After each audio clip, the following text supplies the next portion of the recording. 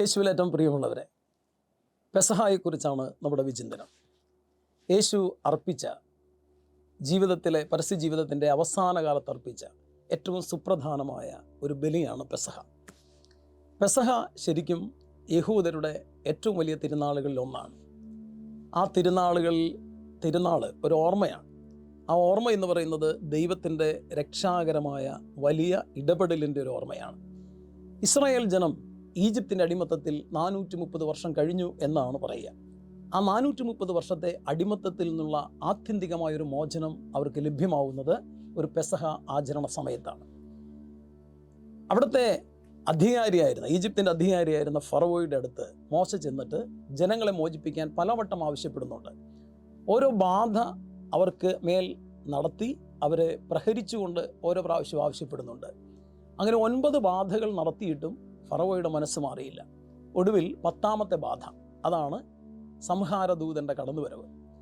ദൈവത്തിൻ്റെ സംഹാരദൂതൻ ഈജിപ്തിനെ പ്രഹരിക്കാൻ കടന്നു വരുന്നു. ഈജിപ്തിനെ പ്രഹരിക്കാൻ കടന്നു വരുമ്പോൾ അത് ഇസ്രായേൽ ജനത്തിന് രക്ഷയായിട്ട് മാറുന്നു. അതിന് അവരോട് രഹസ്യമായിട്ടൊരു കാര്യം പറയും. അതായത് ഇസ്രായേൽ ജനത്തിൻ്റെ എല്ലാവരുടെയും ഭവനങ്ങളിൽ, അവരുടെ വാതിൽ പടികളിൽ ഒരു കുഞ്ഞാടിനെ കൊന്ന് രക്തം തളിക്കണം. കട്ടിൽ കാലുകളിലും അത് തളിക്കണം. കുഞ്ഞാടിൻ്റെ രക്തം കാണുന്ന സംഹാരദൂതൻ ഈജിപ്തിലെ ജനങ്ങളെ പ്രഹരിക്കും, പക്ഷേ ആ രക്തം തളിച്ച ഇസ്രായേൽ ഭവനങ്ങളെ രക്ഷിക്കും. അതാണ് സംഹാരദൂതൻ്റെ കടന്നുപോകൽ. അങ്ങനെ സംഹാരദൂതൻ ഇസ്രായേൽ ജനത്തെ സംരക്ഷിച്ച് കടന്നുപോയതിൻ്റെ ഓർമ്മയാണ് യഥാർത്ഥത്തിൽ പെസഹ.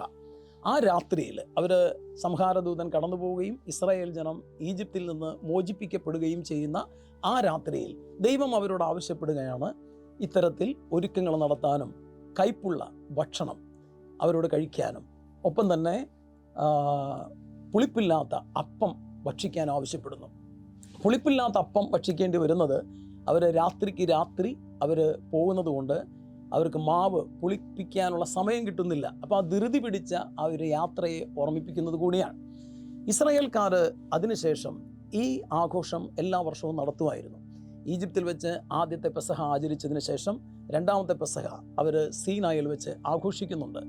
ഓരോ പെസഹായുടെ സമയത്തും ഈജിപ്തിലെ ഈ സംഹാരദൂതൻ്റെ കടന്നുപോകലും ഇസ്രായേൽക്കാരുടെ രക്ഷയും എപ്പോഴും അനുസ്മരിക്കുമായിരുന്നു. സത്യത്തിൽ പെസഹ ആചരണം അതിനു വേണ്ടിയിട്ടുള്ളതാണ്. ദൈവത്തിന് നന്ദി പറയാനുള്ള ഒരാചരണമാണ്.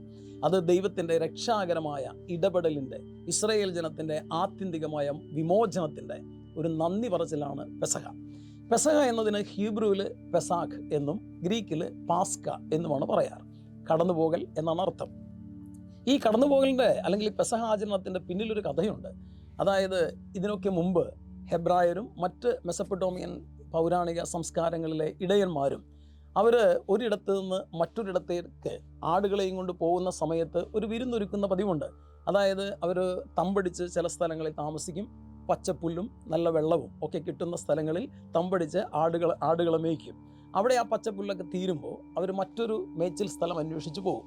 അങ്ങനെ പോകുന്ന സമയത്ത് ഒരു കുഞ്ഞാടിനെ കൊന്ന് വിരുന്നൊരുക്കുന്ന പതിവുണ്ടായിരുന്നു. അതാണ് സത്യത്തിൽ ആദ്യകാലത്തെ പെസഹ. ആ പെസഹ ആചരണത്തിൽ നിന്നാണ് ഈ ഇസ്രായേൽ ജനത്തിൻ്റെ, യഹൂദരുടെ പെസഹ ആചരണം ഉണ്ടായത്. ഇതിൽ നിന്നൊരു കാര്യം വളരെ വ്യക്തമാണ്.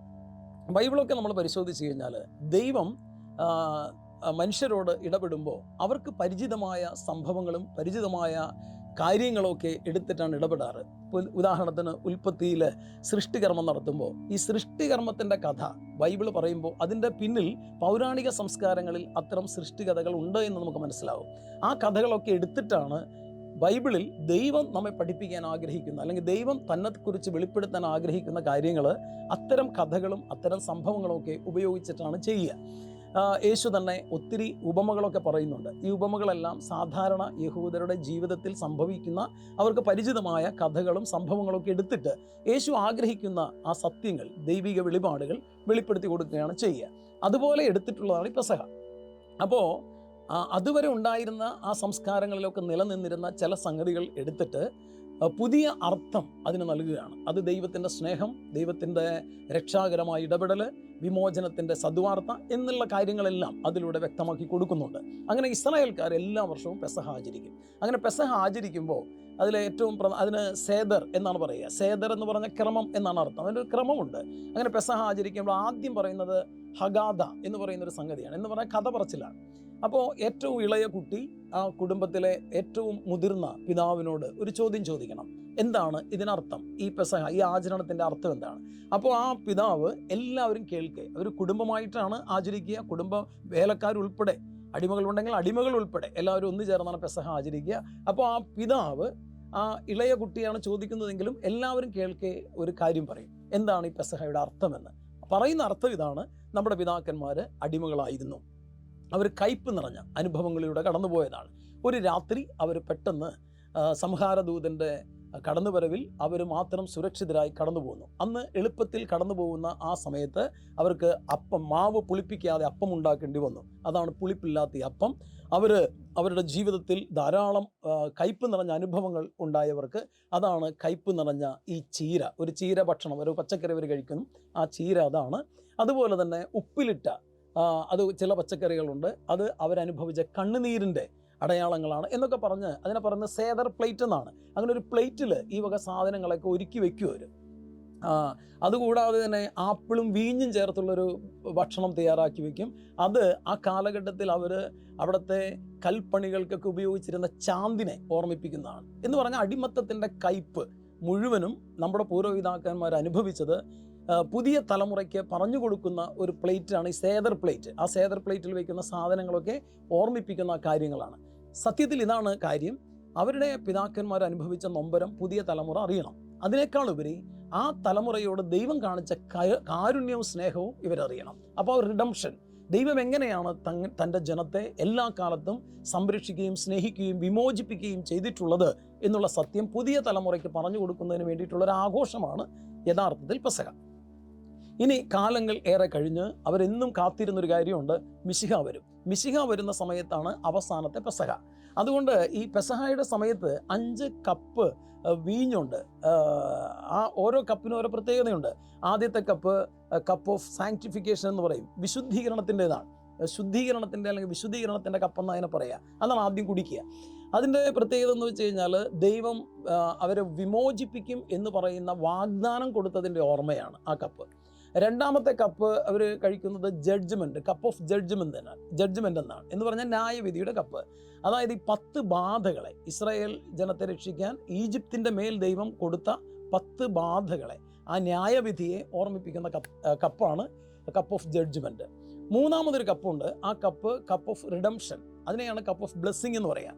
റിഡംഷൻ എന്ന് പറയുമ്പോൾ ഇസ്രായേൽ ജനത്തെ വിമോചിപ്പിച്ച അതിൻ്റെ ഓർമ്മയാണ് ആ കപ്പ്. അതാണ് മൂന്നാമത്തെ കപ്പ് വൈൻ. അപ്പോൾ അത് ബ്ലെസ്സിങ് എന്നുകൂടി പറയും. അതായത് ദൈവം തന്ന വലിയ കൃപ അതിനെ അനുസ്മരിപ്പിക്കുന്നതാണ്. ഈ മൂന്നാമത്തെ കപ്പ് വളരെ പ്രധാനപ്പെട്ട കപ്പാണ്. ഈ കപ്പ് വീഞ്ഞു കുടിച്ചപ്പോഴാണ് യേശു പരിശുദ്ധ കുർബാന സ്ഥാപിച്ചത് എന്ന് പറയപ്പെടുന്നു. അതാണ് അതിൻ്റെ യഥാർത്ഥത്തിലുള്ള സമയം എന്ന് പറയുന്നു. അതിനെക്കുറിച്ച് നമുക്ക് സ്ലോവിൽ പറയാം. അപ്പോൾ നാലാമതൊരു കപ്പുണ്ട്. ഈ നാലാമത്തെ കപ്പ് എന്ന് പറയുന്നത് ഹില്ലേൽ, കപ്പ് ഓഫ് ഹില്ലേൽ എന്നോ കപ്പ് ഓഫ് പ്രൈസ് എന്ന് പറയും, ദൈവത്തിന് സ്തുതി അർപ്പിക്കുന്ന കപ്പ്. ഇനി അഞ്ചാമതൊരു കപ്പുണ്ട്. ഈ കപ്പ് കുടിക്കുന്നില്ല. ഈ കപ്പ് എടുക്കുന്ന സമയത്ത് വാതിൽ തുറന്നിടുന്നു, ഈ കപ്പ് പുറത്ത് വയ്ക്കുന്നു, വാതിലിന് പുറത്ത് വയ്ക്കുക. ഇത് കപ്പ് ഓഫ് ഏലിയ എന്ന് പറയും. ഏലിയ പ്രവാചകന്റെ വരവിനായുള്ള കപ്പ് എന്ന് പറഞ്ഞാൽ, ഏലിയ എന്ന് പറഞ്ഞാൽ മിശിഹ വരുന്നതിന് തൊട്ട് മുമ്പ് ഏലിയ വരും എന്നുള്ള ഇസ്രായേൽ ജനത്തിൻ്റെ ഒരു വിശ്വാസമുണ്ട്. അതിനുവേണ്ടിയുള്ള കാത്തിരിപ്പിൻ്റെ അടയാളമാണ് ഈ അഞ്ചാമത്തെ കപ്പ് ഓഫ് വൈൻ. അപ്പോൾ ഇങ്ങനെയാണ് ഈ 5 കപ്പ് വൈനുള്ളത്. അപ്പോൾ അത് ഇങ്ങനെ എല്ലാ വർഷവും ഇസ്രായേൽ ജനം ഈ പെസഹ ഇങ്ങനെ ആചരിച്ചു പോന്നു. യേശുവിൻ്റെ പെസഹ ആചരണം എപ്പോഴും, യേശു എല്ലാ വർഷവും പെസഹ തിരുനാളിന് ഈ ജെറൂസലേമിൽ പോയിരുന്നു എന്നൊക്കെ വചനത്തിൽ നമുക്ക് കാണാം. അവസാനത്തെ ഒരു പെസഹ ആചരണമാണ് നമ്മൾ കാണുക. അതാണ് പെസഹ വ്യാഴാഴ്ച സത്യത്തിൽ നമ്മൾ ആഘോഷിക്കുന്നത്. പെസഹ വ്യാഴാഴ്ച കടന്നുപോകലിൻ്റെ ഓർമ്മ ആഘോഷിക്കുന്ന വ്യാഴാഴ്ചയാണ്. അതിന് മോണ്ടി തേഴ്സ്ഡേ എന്നാണ് ഇംഗ്ലീഷ് പറയുക. മോണ്ടി എന്ന് പറയുന്ന വാക്ക് ലത്തീനിലെ മന്ദാത്തും എന്ന് പറഞ്ഞു കഴിഞ്ഞാൽ കൽപ്പന എന്നാണ്. സ്നേഹത്തിൻ്റെ കൽപ്പന യേശു കൊടുത്ത ദിവസം എന്നുള്ള അർത്ഥത്തിലാണ് അതിനെ മോണ്ടി തേഴ്സ്ഡേ എന്ന് വിളിക്കുന്നത്. അപ്പോൾ ആ ഒരു ആഘോഷം യേശുവിനെ സംബന്ധിച്ച് അത് ഏറ്റവും പ്രധാനപ്പെട്ട ഒരു സമയമാണ് പെസഹ ആചരണത്തിൻ്റെ സമയം. കാരണം യേശു തന്നെയാണ് മിശിഹ. ഈ ഒരു മിശിഹായുടെ വരവിന് വേണ്ടി ഇസ്രായേൽ ജനം കാത്തിരുന്നല്ലോ. ഈ പെസഹ ആചരണത്തിൽ എല്ലാ നിയമങ്ങളും എല്ലാ പ്രവചനങ്ങളും പൂർത്തീകരിക്കപ്പെടുകയാണ്. ദൈവത്തിൻ്റെ വിമോചനത്തിൻ്റെ ആത്യന്തിക വിമോചനം സംഭവിക്കുന്നത് യേശുവിൻ്റെ ഈ പെസഹ സമയത്താണ്. കാരണം ഇതിനു മുമ്പ് പലതരം വിമോചനങ്ങൾ, ചെറിയ ചെറിയ വിമോചനങ്ങളിൽ നിന്ന് ഇസ്രായേൽ ജനത്തെ ദൈവം കൊണ്ടുവന്നു. അതെല്ലാം പെസഹയാണ്. പക്ഷേ യഥാർത്ഥത്തിൽ മനുഷ്യർക്ക് വേണ്ട ആത്യന്തിക വിമോചനം എന്ന് പറയുന്നത് പാപത്തിൽ നിന്നും മരണത്തിൽ നിന്നും നിത്യനാശത്തിൽ നിന്നുമുള്ള വിമോചനമാണ്. അതിലൂടെ അവർക്ക് സാധ്യമാവുന്ന നിത്യജീവനാണ്. അത് സാധ്യമാക്കുന്ന പെസഹയാണ് യേശുവിൻ്റെ പെസഹ. അതുകൊണ്ട് യഹൂദർ സാധാരണ അനുഷ്ഠിക്കുന്നത് പോലെയുള്ള പെസഹയാണ് യേശുവും അനുഷ്ഠിച്ചത്. പക്ഷേ ആ പെസഹ യേശുവിനെ സംബന്ധിച്ച് അത് പുതിയ ഒരു ഉടമ്പടിയുടെ പെസഹയായിട്ട് മാറി. നമുക്കറിയാം, ഇസ്രായേൽ ജനവുമായി ബന്ധപ്പെട്ട് എപ്പോഴും ഉടമ്പടി എന്നുള്ള വാക്ക് കാണാം. ദൈവം തൻ്റെ വിമോചനം ആരംഭിക്കും. വിമോചനത്തിൻ്റെ ആവശ്യമൊക്കെ നമുക്കറിയാമല്ലോ. അതായത് ആദവും ഹവ്വയൊക്കെ പാപം ചെയ്ത് മരണത്തിന് വിധേയരായി മാറി, നാശത്തിന് വിധേയരായി മാറി. അവരെ രക്ഷിക്കാൻ ദൈവം ഒരുക്കുന്ന പദ്ധതിയാണ് രക്ഷാകര പദ്ധതി. ആ രക്ഷാകര പദ്ധതി നടപ്പിലാക്കുമെന്ന് പറയുന്ന ഓരോ കാലഘട്ടത്തിനും ചേർന്ന ദൈവത്തിൻ്റെ ഓരോ ഉടമ്പടികളുണ്ട്. നോഹയുമായിട്ട് 1ാമത്തെ ഉടമ്പടി, എബ്രഹാമുമായിട്ട് 2ാമത്തെ ഉടമ്പടി, സീനായി ഉടമ്പടി, അത് നമുക്ക് കാണാം, മോശയുമായിട്ടുള്ള സീനായി ഉടമ്പടി. അതുപോലെ തന്നെ 4ാമത്തെ ഉടമ്പടി ദാവീദുമായിട്ടുള്ള ഉടമ്പടി. ദാവീദുമായിട്ടുള്ള ഉടമ്പടിയിലാണ് പറയുക, നിന്റെ ഔരസപുത്രനെ ഞാൻ ഉയർത്തും, അവൻ്റെ രാജ്യം എന്നേക്കും നിലനിൽക്കും എന്ന് പറഞ്ഞാൽ മിശിഹ, ദാവീദ് വംശത്തിൽ നിന്ന് വരുന്ന ദാവീദിൻ്റെ പുത്രനായ മിശിഹ, അവൻ്റെ രാജ്യം എന്നേക്കും നിലനിൽക്കും. ഇങ്ങനെയൊക്കെ പറയുന്ന ഉടമ്പടിയാണ്. 4 പ്രധാനപ്പെട്ട ഉടമ്പടികളുണ്ട്. നോഹയുടേത്, അബ്രഹാത്തിൻ്റേത്, മോശയുടേത്, ദാവീദിൻ്റേത്. ഈ ഉടമ്പടികളുടെ അവസാനം എസക്കിയേൽ പ്രവാചകനും അതിനു മുമ്പ് ജെറമിയ പ്രവാചകനും എസക്കിയേൽ പ്രവാചകനും യെശയ്യാ പ്രവാചകനും ഒക്കെ പറയുന്നൊരു കാര്യമുണ്ട്, പുതിയ ഒരു ഉടമ്പടിയെക്കുറിച്ച്. ഈ പുതിയ ഉടമ്പടി എന്ന് പറയുന്നത് മിശിഹായുടെ സമയത്ത് സ്ഥാപിക്കപ്പെടുന്ന ഉടമ്പടിയാണ്. അപ്പോൾ ഇതുവരെയുള്ള എല്ലാ ഉടമ്പടികളുടെയും പൂർത്തീകരണമാണ് ആ ഉടമ്പടി. ആ ഉടമ്പടി വന്നാൽ പിന്നെ മറ്റൊരു ഉടമ്പടി ആവശ്യമില്ല. ആ ഉടമ്പടിയാണ് ഈ പെസഹ സമയത്ത് യേശു സ്ഥാപിക്കുന്നത്. അതുകൊണ്ട് ഈശോ പറയുകയാണ്, ഓരോ ഉടമ്പടിയുടെ സമയത്തും ഒരു കുഞ്ഞാടിനെ കൊന്ന് രക്തം തെളിക്കുന്ന പതിവുണ്ട്. കാരണം ആ ഉടമ്പടി 2 പാർട്ടികൾ തമ്മിലാണല്ലോ. ഉടമ്പടിയെ പോയി 2 പാർട്ടികൾ. അപ്പോൾ ഇവിടെ ബൈബിളിലുള്ള ഉടമ്പടിയിൽ ഒരു പാർട്ടി ദൈവമാണ്, 2ാമത്തെ പാർട്ടി ഇസ്രായേൽക്കാരാണ്, ഇസ്രായേൽ ജനമാണ്. അതുകൊണ്ട് സത്യസന്ധത പാലിക്കുന്നതിന്, വിശ്വസ്തത പാലിക്കുന്നതിന് വേണ്ടി ഒരു കുഞ്ഞാടിനെ കൊന്ന് ആ ഉടമ്പടിയുടെ രക്തം അല്ലെങ്കിൽ ആ ബലിമൃഗത്തിൻ്റെ രക്തം ജനങ്ങളുടെ മേൽ തളിക്കും. ദൈവത്തിൻ്റെ ഭാഗമെന്നോണം ബലിപീഠത്തിലും തളിക്കും. അങ്ങനെയാണ് ഉടമ്പടി സ്ഥാപിക്കപ്പെടുക. ആ ഉടമ്പടിയിൽ പറയുന്നുണ്ട്, നിങ്ങൾ എൻ്റെ ജനമാണ്, ഞാൻ നിങ്ങളുടെ ദൈവമാണ്. അതാണ് ഉടമ്പടി വാക്യം. അപ്പോൾ ഇവിടെ യേശുവിൻ്റെ പെസഹായുടെ സമയത്ത് പുതിയ ഉടമ്പടി സ്ഥാപിക്കപ്പെടുകയാണ്. അതാണ് യേശു ഈ 3ാമത്തെ കപ്പ് ഓഫ് ബ്ലെസ്സിങ്, ആ 3ാമത്തെ കപ്പ് എടുത്തിട്ട് ഇതെൻ്റെ രക്തമാണ് എന്ന് പറഞ്ഞ് സ്ഥാപിക്കുകയാണ്. Cup of my blood of the new covenant, ഉടമ്പടിയുടെ രക്തം എന്ന് പറഞ്ഞുകൊണ്ട് സ്ഥാപിക്കപ്പെടുകയാണ്. അപ്പോൾ ഇതുവരെ കുഞ്ഞാടുകളുടെ രക്തമാണ് ഇതിനു വേണ്ടി ഉപയോഗിച്ചതെങ്കിൽ ഇപ്പോൾ യേശുവിൻ്റെ തന്നെ രക്തം തളിച്ചുകൊണ്ടാണ് അല്ലെങ്കിൽ രക്തം പകർന്നുകൊണ്ടാണ് ഈ ഉടമ്പടി സ്ഥാപിക്കപ്പെടുക എന്നതാണ് അതിൻ്റെ പ്രത്യേകത.